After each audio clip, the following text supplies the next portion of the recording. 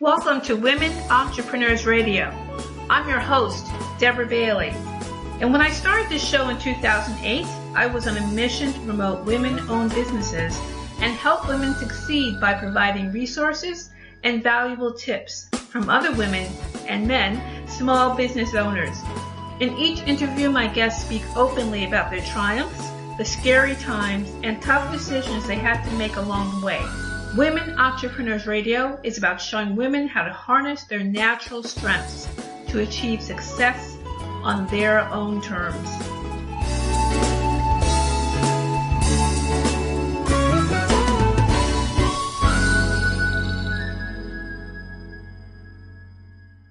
Hi everyone, welcome to Women Entrepreneurs Radio, and I'm your host, Deborah Bailey. I'm really glad you could join me today.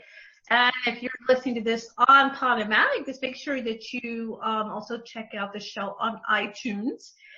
And if you go to womenentrepreneursecrets.com, you'll see links there where you can subscribe to the show. And also, if you have Android, you can subscribe as well. There's different links there for you depending on what you're using. And I hope you will definitely check it out and share it also on social media and also with your friends and contacts. That would be great. So we're going to start our show today and introduce my guest. An entrepreneur, speaker, and author, Pia Silva, is a partner and brand strategist at Worst of All Design, where they build badass brands without the BS for 1 to 3 person service businesses in 1 to 3 day intensives. She's a Forbes contributor and has spoken at a host of entrepreneurial organizations, including Goldman Sach's 10,000 Small Businesses, the Chamber of Commerce, Squarespace, and WeWork. Her company was named top 10 design firms led by young people that are changing the way we look at the world by Complex. Her upcoming book, Badass Your Brand, Impatient Entrepreneur's Guide to Turning Expertise into Profit, launched on March 16th, 2017. So welcome to the show, Pia. Really glad to have you here. Thanks so much for having me, Deborah. Awesome to be here. So I will start with the question I ask all of my guests. How did you get started in your company? What was the road that led you to decide to create and build that? Sure. Well, I think like many people, I had a desire to not work for anybody else. That was the impetus. But at the time, this was a little over 6 years ago, my husband and I, my fiance at the time, we were on this kind of soul-searching trip trying to figure out what we wanted to do. He was a freelance graphic designer. I had been freelance consulting for many different small businesses. And it actually landed us on an island in the Caribbean for a few months, just trying out a different lifestyle. And while we were there, we decided, you know what? We want to go back to Brooklyn and we want to work for ourselves. I decided I would manage the clients. I would find clients and manage them and manage the money, and he would just do design. So that's how we got started. We just said, we're going to jump off the cliff and we're not going to look back, and we're not going to get any other freelance gigs. We're going to make it a go. So that was the beginning of it all. Wow. That's terrific, actually. And, I know people listening who may have similar thoughts in mind is to really just saying, okay, we're just going to do this and act on that idea. When you were in the process of putting this together, did you, I guess, have a lot of challenges that you may realize, wow, we made this commitment, now we've got to see this through? Were there any times that you felt like, okay, did we know what we were getting into?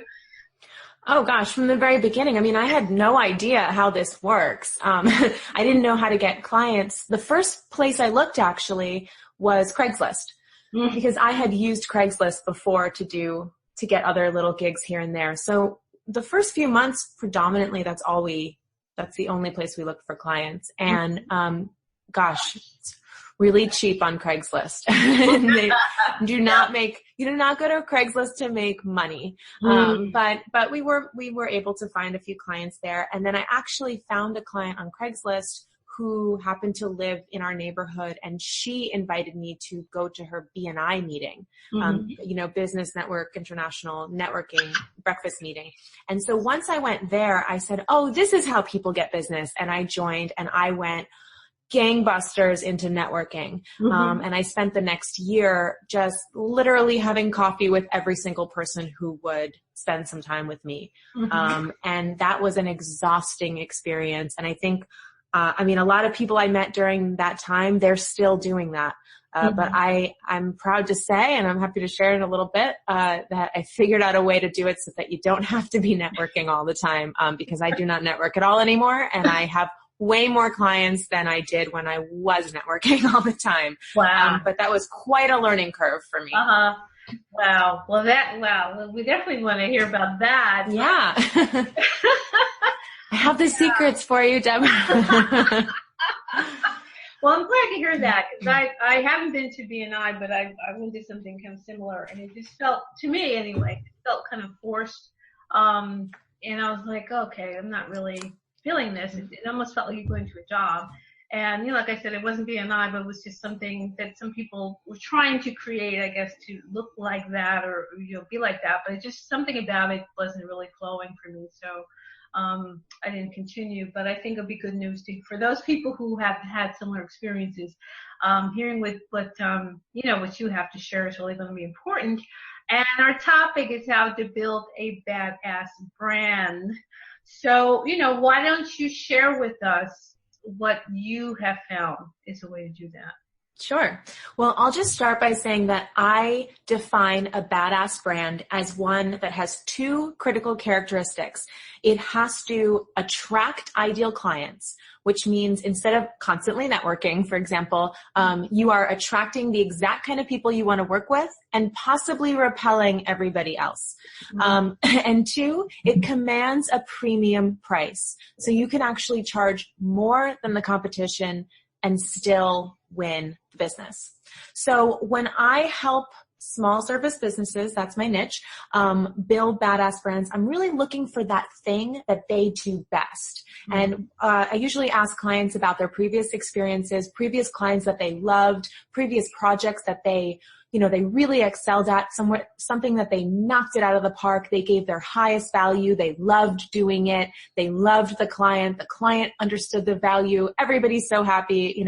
Those are the kinds of projects that I want to blow up on a billboard. I want clients to, I encourage all entrepreneurs to figure out what that really specific thing is and then really own it, because a badass brand is able to attract those clients because it's very, very clear about who it's for, how they work, what their process is, what the first step is to working with them. All of those things, that clarity cuts through the noise. So whereas when I was networking all the time, I was like, oh, we're a design firm and we do websites and we do logos and we're really great. And, my pitch was horrible. My husband is also an artist. I would say my husband's an artist. So he's really, he's very creative, and just none of that was landing at all, but that's because I would have worked for everyone. I did all kinds of projects. There was nothing noticeable, memorable, or shareable about what I did.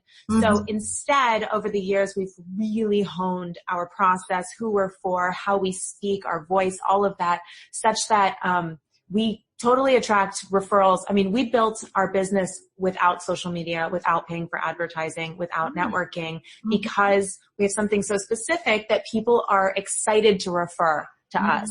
And we charge such a premium price that we really don't need that many clients to make a very good living.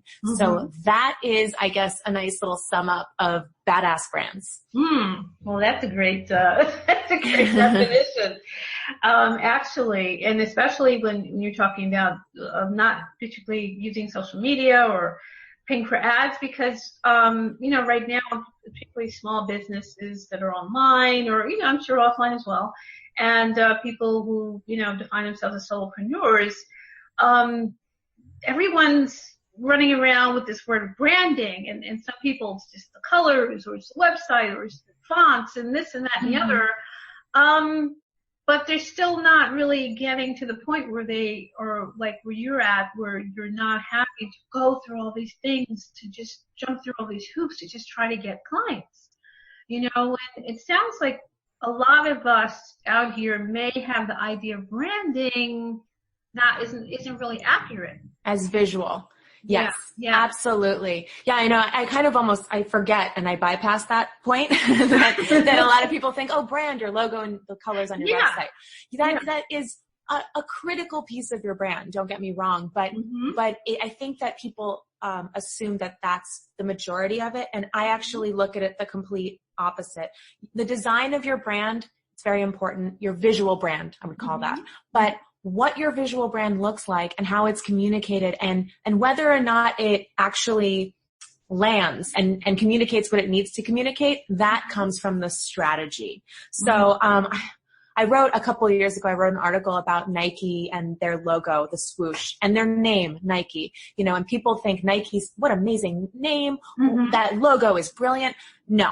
That name isn't brilliant. That logo isn't brilliant. The brilliance of both of those things has to do with billions of dollars of advertising and the fact that their whole messaging and all their advertising and every touch point of Nike from the second you walk in the store, your experience online, all of that is so cohesive and strong, and it's all around a very big idea and strategy. That's why the logo and the name look so brilliant. But if, Cheap Jacks down the street, if that was called Nike, you would never think, oh, wow, that's a brilliant name on that, cheap tchotchke store. So I try to shake people out of that, because I do find that small business owners put a lot of focus on those pieces as if they're going to make your business, and they're not. They're not going to make your business at all. They're important, but your business makes your business, and then that is it's like the icing on the cake that allows people to visually remember all of that great meat that you've got behind it.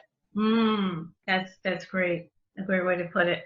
Yeah, because I think a lot of the message that a lot of people get is the opposite.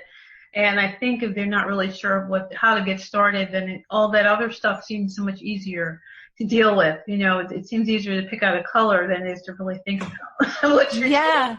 Yeah, absolutely. And not their fault. And I was this person too, in the design world. Graphic designers are also perpetuating that, because they're saying the design is so important. I mean, I also said that because I truly believed it, but you can't forget the fact that our design was beautiful the whole time. I mean, Steve, my partner, is, it's also my husband. Maybe I'm biased, but he's really very talented. So the level of design was the same. But at one point we were in $40,000 debt, and now, we made over $500,000 after that, doing the exact same level quality of design work. So that's how I know that design in and of itself is not what pushes the needle forward. Right. And you would certainly know that because you're in that business, so you're seeing it, from the inside and can tell what the differences were. So, if someone is listening and says, I want to build one of those brands that stands out from the competition, what would you tell them?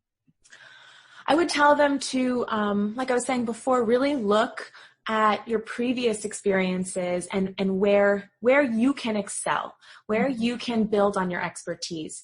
I think that a lot of us are scared, especially when we don't have a lot of clients or enough money, that if we turn down clients or if we niche and narrow, that we will leave money on the table, right? Well, what if somebody needs something else that I can do and they don't think I do it, so I missed out on that opportunity? And that's kind of short-sighted thinking, because long-term, that's how you build a reputation about something. And, I really encourage people to narrow in on a focus and a process that you can repeat over time, such that over time, in a very short amount of time, you can actually increase the value of that process and that thing, because you're doing it over and over and over again. Now, it doesn't mean that it's cookie cutter. I mean, we do the same process every time with our clients, but the result is completely different because every business is different, has a different flavor, and it's in a different industry even. But the point is that the process is repeatable, and that allows you to very quickly move yourself out of the generalist fields that you're most likely playing in. And that really just catapults you out to stand out from the crowd. Mm-hmm. Yes, I definitely can see that. And I think a lot of times if people who are following what you may call the gurus, or those people who really have the platforms, and often people are following other people and thinking, oh, I have to do what they did, or I can't be seen, and then you have all these people that seem to be doing the same exact thing. So how do you choose between them? Because there's just nothing that stands out. Yeah. It's such an amazing point too, because for the first 3 years of our business, we were also doing that. I mean, it's a natural thing to do. Yeah. And I was actually copying the agencies that I saw in the world. So, they're doing this. They have a deck. They do proposals like this, and we were just scrambling to do, every time we saw something new that looked nice, we were like, oh God, we need that thing too, I was like, yeah, because we also didn't have enough clients. It was very hard to get clients. So it was like, oh, maybe that's the key. Maybe that's the key. And, what ended up happening was I call it a Me Too brand. Like we were kind of a less impressive version of them. And the reason we were less impressive is because we weren't doing it with the right intentions. We were doing it because we thought it worked, but we actually didn't understand why. So that's why, we completely pivoted our business and did something completely different than I think I still haven't seen anyone who does exactly what we do. But the reason we were able to develop that was because we started ignoring what was out there, and we said, what have we done that's really good? What do we like to do? And we built a whole business around that seed, that core. And that turned out to be the most, we couldn't have manufactured that. And people can't even really copy it because they wouldn't understand the ins and outs of it. So, if you're saying to someone, this is how you can stop having to chase clients and start attracting the high paying clients, is this what you would tell them to do? Yeah, that's a big part of it. And I have a whole chapter in my book about saying no. That's probably the hardest thing for people to do, but no is probably the strongest word in business, because no means that you have integrity in what you do. It means I am not even interested in working with someone who is not squarely in my wheelhouse, who is not someone who I am going to just crush it for. And that builds integrity. So I've said no to a lot of clients who were not perfect for me. I'm not trying to be mean. It's just, as we talk, I say, we could do that. People call me for logos and websites all the time. Or like they just want a website and it's not quite what we do, or they're a product company and we don't deal with products. And I tell them, unfortunately, that's just not what we do. And I've had some people say to me, well, can you make an exception? We really love your work. And we could, but I don't want to. It doesn't feel good to me. I wouldn't think the work would be as good because I'm not an expert at that, and what happens more often than not is those people become incredible referral sources for me, because they understand exactly what we do and they believe that we're really good at it because we didn't take them on as a client when they were trying to pay us. So it's one of the hardest things to do, but it's really, you have to do it from a place of genuine integrity in your own value and business. And that's probably the strongest thing anyone can do to build their brand. So was it difficult, like when you decided, hey, let's look at this from a different perspective and see what it is that we want to do, what we love to do? Was that process hard? Well, it's funny. It was hard, but we had no other choice. So basically what happened was we were this agency, this flailing agency. We had a couple of employees. We had very high overhead, and we ended up maxing out our credit cards and spending the savings that we had. My last bit of savings had gone to just paying my employees the last couple of payrolls. So we had no money. We maxed out our credit cards. There was nowhere else to go except to, ask somebody for a loan, which was not going to happen. So that was the point where we had to pivot. And so in retrospect, one of the best things that could have happened to us was hitting that rock bottom, because I don't know if we would have pivoted ever had we been able to maintain, or I think it would have taken us much longer. So it wasn't hard because we had to, but it was hard leading up to it. Is that fair? Yes. Definitely. I think it's something also a lot of people can identify with, being in that position, that point where you have to make a different decision than you've been making. Yeah. It's not going to work. Exactly. In that same way. So I'm sure everybody can identify, with being there. But, in terms of building your brand and deciding, okay, this is how we're going to go about it. When you said you didn't use social media and advertising, I'm like, well, my goodness, how'd you do it? It's a great question. So here's, in a nutshell, I had been networking for a few years, right? So I had built I had a decent network. They weren't based on anything. I had an email newsletter list of maybe 1,000, maybe. And I sent out an article maybe once a month. But I just knew a lot of people because I'm not kidding when I tell you that I went gangbusters on networking. I mean, I live in Brooklyn. I went into the city for morning networking meetings, carrying my heels in my bag, switching in and out of flip-flops all day in front of every Starbucks. I know where every Starbucks in Manhattan is, meeting with insurance salesmen and financial people who were so not in a position to give me a good referral, but just no idea, what I was really doing there. So I say all of that because when we pivoted, I basically just took a little bit of time to go re-educate everyone I knew on what we did.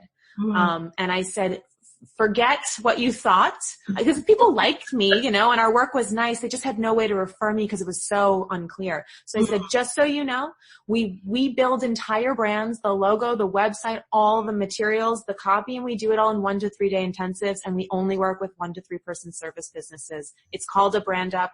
That's all we do. And I actually called up a bunch of proposals that I had outstanding. And I told them that as well. I had that awkward conversation where you call someone. I don't know if you send proposals, but when you send a proposal and you don't hear back, at some point you call and you go, just checking in on that proposal.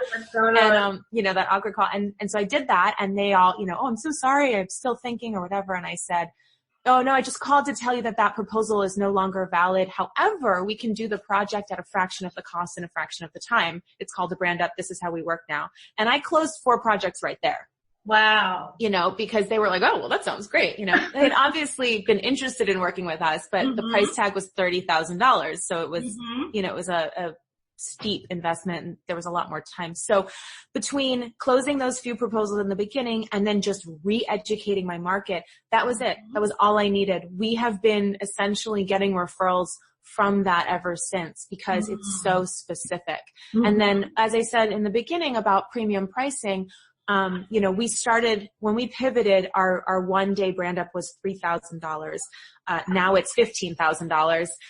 It wasn't worth $15,000 when we started, but that's what I was saying about, honing a process. We were able to increase the value of what we delivered and therefore the price, rather quickly. So we basically, I put it out there. We got a ton of referrals because $3,000 to do all of that is really cheap. And then I very quickly just kept increasing the price until I got to a place where I was getting the right number of clients at the right price, so that I was spending the right amount of time, the amount of time I wanted, working on it and making the money I wanted. So it's all just like, once you get in there, you can kind of pull levers here and there to adjust the amount that you make.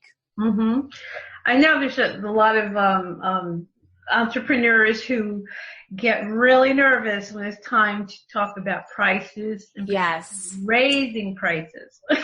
Oh, I have a solution for you too. So, me too. Well, with practice, you get over it. But I think that custom proposals and changing the prices based on projects and stuff, I think that for me, that also made it kind of difficult. So the way that I work, and I often help clients create their business and their brand around, is like flat rate projects. So all my prices are on our site. You know, our brand shrink is the first step. It's $950. And then our brand ups start at $15,000 and you apply the $950. And it just rolls. I mean, that's what we charge. And that's it. It's on our site. I even usually say, well, our prices are on our site, but you know, and I tell them. And what's so nice about having those is it feels a little like getting rid of that conversation because the price is what it is. Yeah. You know, it's almost outside of yourself. So as somebody who hates sales, who hates talking about money too, I mean, it doesn't sound like I do, but this has really empowered me to make it just a really seamless conversation. And I really like that idea as well as having the flat price and having it posted because, you know, I know at times people don't post things and some people feel that you should tell people and shouldn't. And sometimes it feels to me like, why can't you just say it? You know, I agree.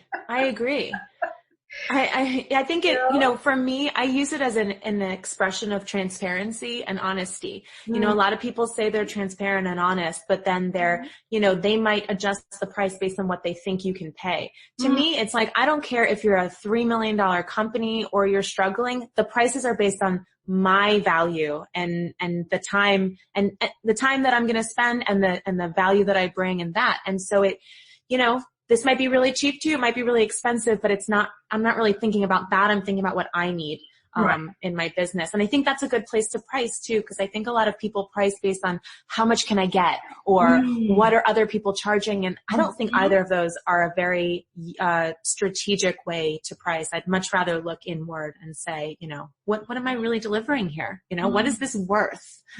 Price that way. And that makes sense. And that's really, I think, the best way to look at it because when you're constantly changing it depending on the situation or the person or maybe not feeling secure enough in what you're delivering. And there's a whole host of things that go on with the money.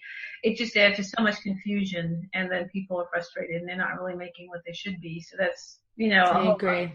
Yeah. That happens, on top of that. So we're just going to take a very short break, everyone, and we will be right back. Hi, this is Deborah. Not only am I host of Women Entrepreneurs Radio, but I'm also a writer and coach. I've learned that making professional changes calls for a change in mindset, and that's not always easy to do. In my book, Think Like an Entrepreneur, Transforming Your Career and Taking Charge of Your Life, you'll learn the 5 steps to thinking like an entrepreneur so that you can move from idea to action. You'll also get information on how to manage fear of failure and how to banish self-doubt. And you'll receive lots of motivation to pick you up and point you in the right direction when you're facing the emotional and mental challenges that come with making life changes. In fact, one reviewer said, the book gave me ideas to match with my own feelings. This book is clear, straightforward. All tips are really good and easy to apply. I couldn't agree more. So get your copy today of Think Like an Entrepreneur, Transforming Your Career and Taking Charge of Your Life. It's available in print, ebook, and audiobook on Amazon.com.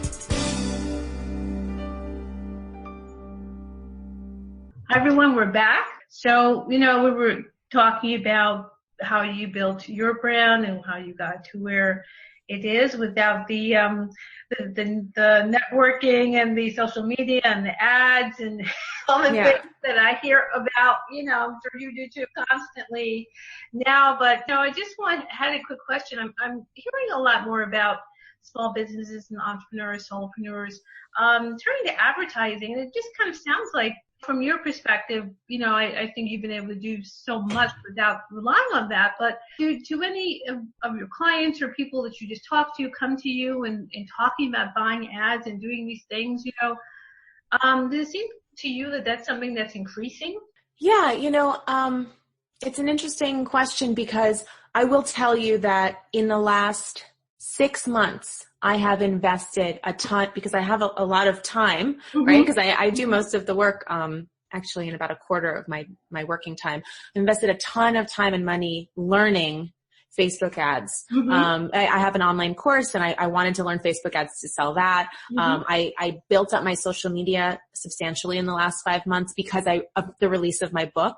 So none of that was for my core business, but these are all skills that I think are useful for me to have, especially because you're totally right. Clients come to me all the time and ask me, I need to be on social media. What do I need? Should I pay for ads? And I will tell you, as somebody who has spent months learning Facebook ads, it is not something that you do lightly. And it is not an easy way to get clients by any means. It's a very complicated platform, actually. I've invested thousands of dollars. I've had very high level coaches and all of that. And I don't want to scare people, but I think that a lot of people just throw money at it thinking hopefully it'll work. And it's like the complete opposite. You need to be very knowledgeable, very strategic, and you need to have some money to play with. Because even the best Facebook ad people, it's not like there's always an answer. They still have to go through a testing period to figure out what works for any specific product or sale. So I would say it's not something to do lightly. I think it's something that you decide, I'm going to invest in this, and you have to understand the ROI at the end of it for it to even make sense. So yeah, I would just caution people with that. And the thing is, I do see it it definitely has its place. You know, it's a very useful tool for sure. But I think a lot of people just kind of hope like brand awareness. If you don't know exactly where the sale is going to come and exactly how much money you're going to make from it so that you can backpedal and see how much you're willing to invest to make that money, then you're just going to end up spending time and money doing something that would be better doing, building your badass brand, building your reputation, all of these things, which can make you sales and money now. Yes, that sounds like the best way to go about it. And I totally agree. It sounds like it's something that people are just doing because, I heard I should do that and let me spend this money, get out here, but then they may not even really have a good idea of what it is they're providing or who they really are and what they're presenting. So, it's Facebook's ads is very, I want to say convoluted. It is. Well, you know, Deb, I think there's a lot of, I've felt victim to it as well. There's a lot of messaging out there that makes it sound like for $5 a day, you can blank. And you call me if you do that and it really works, because I can personally attest to the fact that is not true. Right. At all. Yeah. Yeah. It does seem like, that's the answer too. Yeah. Yeah. And I understand that that's marketing speak. And unfortunately, because there's so much marketing speak out there, like more messaging that is more realistic actually doesn't even get through because there's such kind of grandiose pitches, which is a frustrating thing for me as a marketer too, because if you straight up say, just so you know, this is going to be a lot of work. It's already like, I don't want that. I want the $5 a day, make $100,000 a month. Right. It's like, that's not true. So I'll be honest, I struggle with that myself constantly because I want to be very much in integrity in all of my messaging and be very honest. But I also want the people who need what I have to offer to find it. So right. Yeah. It's kind of like you're in between these two ways to look at it, actually. Yeah. So, well, why don't you share with everyone where they can find more about your business and purchase your book? Sure. Well, yeah, if you like anything I've been talking about, I lay it all out there in my book, Badass Your Brand. It was a labor of love writing this thing. It's my whole manifesto and philosophy on how we did this. It really outlines our whole process, how we've done it for a bunch of clients as examples, and then actual 6 tactical things that you can do. So you can check that out on badassyourbrand.com. It's on Amazon, but if you go to badassyourbrand.com, you can download the first chapter for free.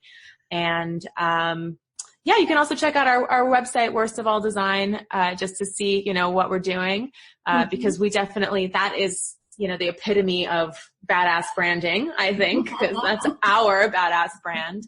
Or you can find me on, Instagram, Twitter, Facebook.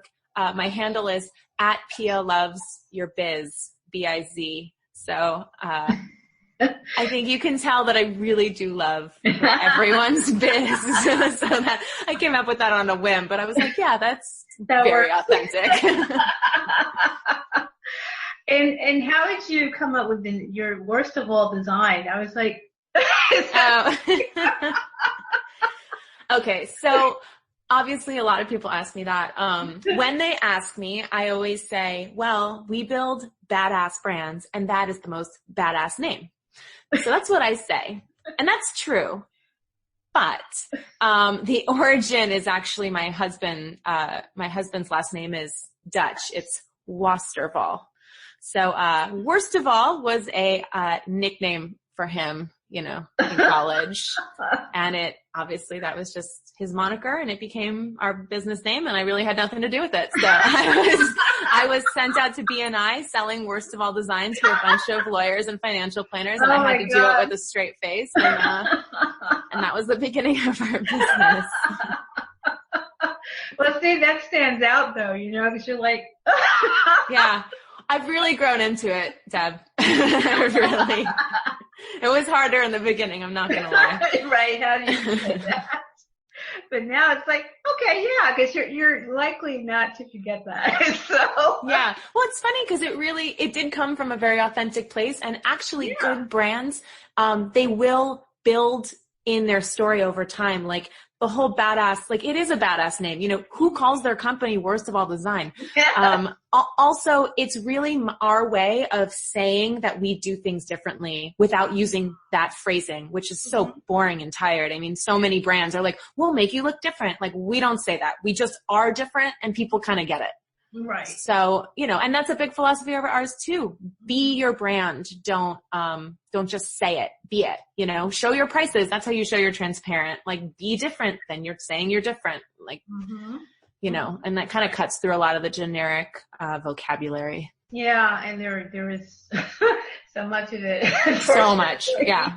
I mean, it's not easy to do, but yeah. No, it's true. A lot of times your thinking goes right to the thing that you're trying not to come up with. If you're distrained or just, put yourself in a different frame of mind so you can come up with something totally different than the usual thing. Well, and then you have to have the strength to stick with it when people tell you should change it, because especially in the beginning, so many people, including our friends and family, told us not to call it that, and we really had to believe in our own core ideas.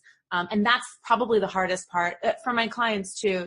Sometimes they'll call me later. Oh, someone said I should add this or change this. And I said, they're not your client. They're not buying from you. Like their opinion, sometimes it means nothing. You really need to stick to your guns and be you, be your brand. And that's much stronger. And that if people could start doing that more, they would have a lot more success, in my opinion. It's one of the hardest things. Yeah, it is. It really is. What are 3 most important pieces of advice you would give to people starting their own business? And you may have already shared them because you're sharing so many wonderful points, but what would you say? These are the 3 things you should keep in mind. Let me see. Well, I definitely, if I haven't belabored the point enough, focus is the most important thing. Really focus. The more generalist you are, the harder you're making this job for yourself. Don't be afraid to speak your mind and own your point of view. That's actually what makes you special and different. Everybody has a unique point of view. Most people are too scared to articulate it because they think they're going to offend someone, or they think someone's not going to like it or get it. But that's actually how you magnetically attract fans. I have on my homepage, you cannot be loved if you are not misunderstood or disliked by others, so you can be liked by everyone, but you can't be loved unless other people don't get you. And the third thing, that I haven't said is I really recommend writing. Content is obviously king, but even if you just start by writing for yourself, writing your own point of view and your thoughts, I found writing my blog, and it has evolved over the last 5 years tremendously, but the practice of writing and articulating how we do things and why we do them is what really helped formulate our unique voice and point of view. And you can't bypass that step. You have to actually write in order to get clear on that. Mm-hmm. So that ended up becoming a book, but I wouldn't have been able to write a book 5 years ago if I hadn't been writing this whole time. So I think that's really valuable for building a brand and a business. Mm-hmm. Mm-hmm.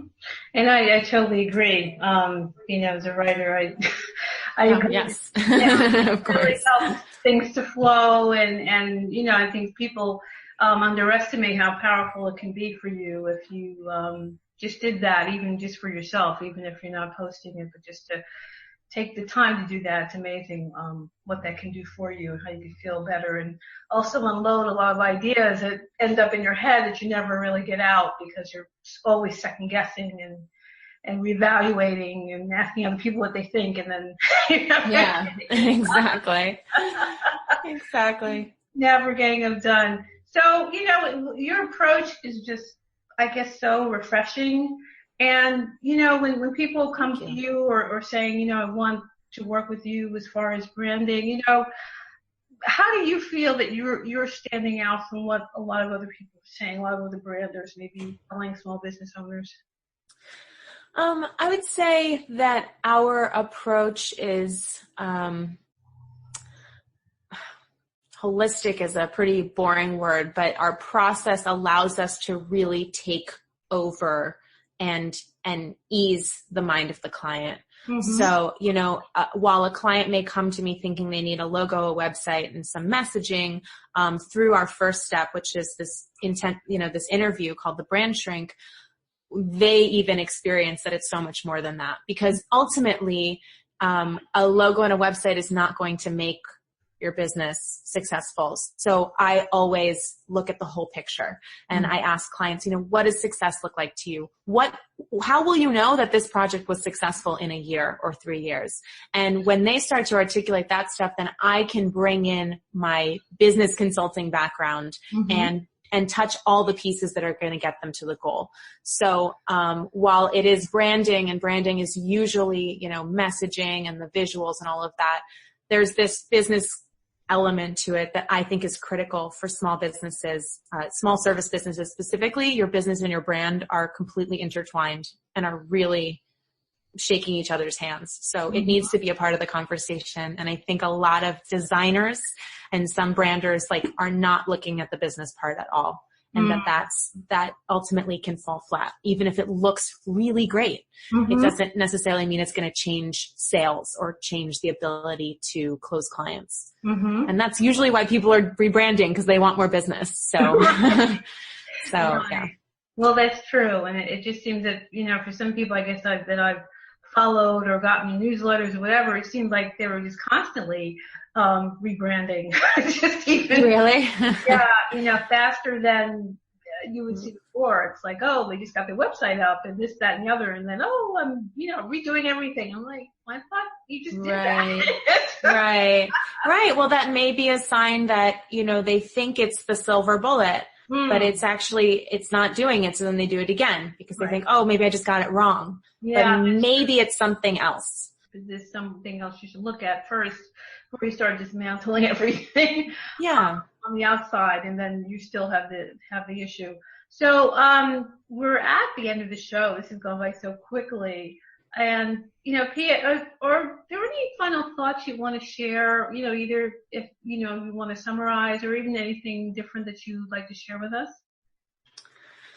I think one of the biggest things that has allowed me to keep pushing forward and to keep increasing our badassery, if I may, is always looking back at whatever the fear was that was stopping me. So, even when I went onto social media, I'm not kidding, 5 or 6 months ago, is when I really started social media, and that's 5.5 years into my business. I had to make a decision to put my face. My face is on the cover of my book now. But that was huge because I hate photos and I never put photos on social, even personally, never put photos on Facebook of myself. So all of a sudden I'm putting my photos everywhere, but I had to get over the fear of judgment. Mm-hmm. And I think that has unleashed another level of potential for our business and opportunities that wouldn't have been there before because I had so much fear around that. So I guess my final thought would just be notice what you're scared of and see what you can do to try to deal with that. Whether it's working with a mindset coach or a business coach or something, I found that to be very transformative. And that's necessary. Getting over the fear is necessary for building a badass brand because you have to be willing to do something that not everybody likes. Mm-hmm. So it's again with the fear. I think that's why a lot of people don't do it because they're scared to say no to clients. They're scared to leave money on the table. They're scared they're not going to get the sales that they need, even though they're already not getting the sales that they need. Mm-hmm. Mm-hmm. So that would be my final thoughts to tie it all together. Well, it does. It really does. And I think it addresses why a lot of people decide to kind of vanish or just follow someone else and try to become that instead of being who they are and stepping out, because there is the sense of you're being exposed when you go out there, and how are you defining yourself, and are you ready to say no, as you said, or not to be liked by everyone. There's a lot of questions there. So, I'm sure all that ties into it as well. And people just have to get clear on that before they can really step into what they have to provide and why people should pick them, as opposed to having to chase the work, as you were saying, how you've turned it all around. And this is something that people can really learn from. So I want to thank you so much for being on the show, Pia. It's been a terrific conversation. Yeah, this was so fun, Deborah. You're an awesome host. That was really fun. Thank you. Thanks for having me. Oh, you're welcome. So everyone, I know that you enjoyed the show. Please make sure you share it on social media, and definitely check out Pia's book and her website, and check out her services and her offerings. And I hope you learned a lot from this, because this is something every small business owner, I think, can really take to heart, and really how to really cut through the noise that's going on out there right now. This is certainly a way to do it. So once again, to Women Entrepreneurs Radio with your host, Deborah Bailey. Thank you so much for joining me, and we'll see you again next time. Bye-bye. Thanks for joining us. You can also join in the conversation on Facebook.com/Women Entrepreneurs and on the website, WomenEntrepreneursSecrets.com. And don't forget to listen in on dvcoach.podomatic.com and on iTunes.